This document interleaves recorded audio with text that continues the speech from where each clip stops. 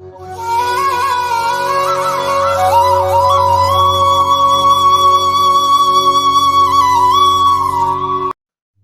பக்தர்களுக்கு என் அன்பு வணக்கங்கள். ஓம் சாய்ராம்.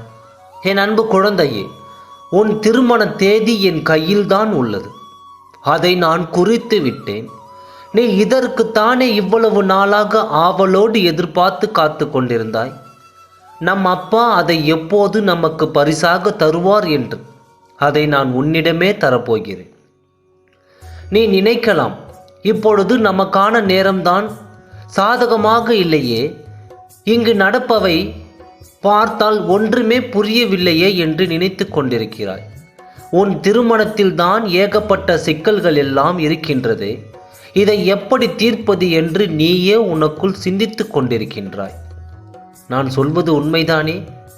என் அன்பு மகளே, நீ உன்னுடைய திருமணத்திற்கு மட்டும் தயாராக இரு.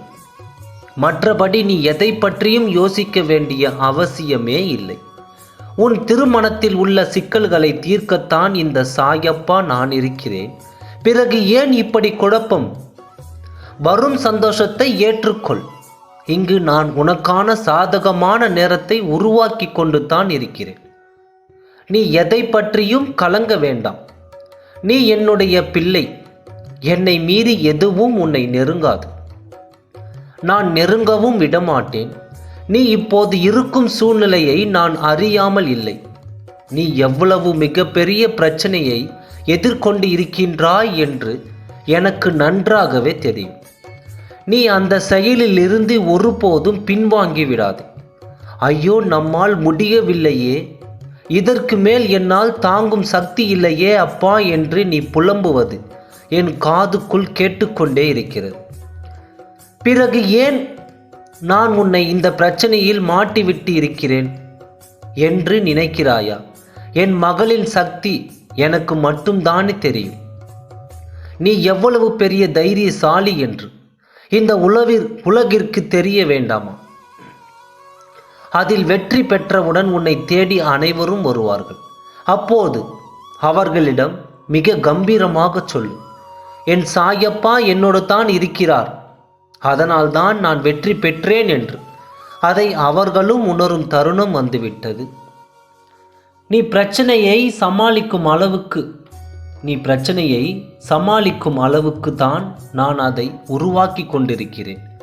எந்த பிரச்சனை வந்தாலும் அதை தீர்ப்பதற்கு உனக்கு வழியும் நானே சொல்லித் தருகிறேன். நடப்பவை நல்லவையாக இருக்கும் பொழுது நீ ஏன் கவலைப்பட்டு கொண்டே இருக்கிறாய்? நடப்பவை நல்லவையாக இருக்கும் பொழுது நீ ஏன் கவலைப்பட்டு கொண்டே இருக்கிறாய்? என் அன்பு மகளே, எல்லாம் உனக்கு சாதகமாகத்தான் நடக்கப் போகிறது. பொறுத்திருந்து பார். இன்னும் சற்று நேரத்தில் அதற்கான அறிகுறியை நீயே உணர்வாய். நீ உன்னுடைய வழியில் பயணித்துக் கொண்டே இரு. உன் லட்சியத்தை அடைய இன்று பல பேர் தடுக்கலாம். அதை பற்றி நீ கவலைப்படாதே. யார் வந்து தடுத்தால் என்ன? என் குழந்தையின் கையில் நான் கொடுக்க இருப்பதை யாராலும் தடுக்கவே முடியாது. உன்னுடைய திருமணத்தை நான் நடத்தி தருவது என்னுடைய கடமை.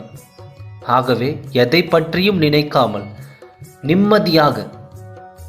நிம்மதியாக சாயப்பா என்று சொல்லிவிட்டு இன்று இரவு உறங்கு.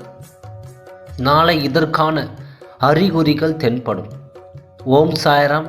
நன்றி, வணக்கம்.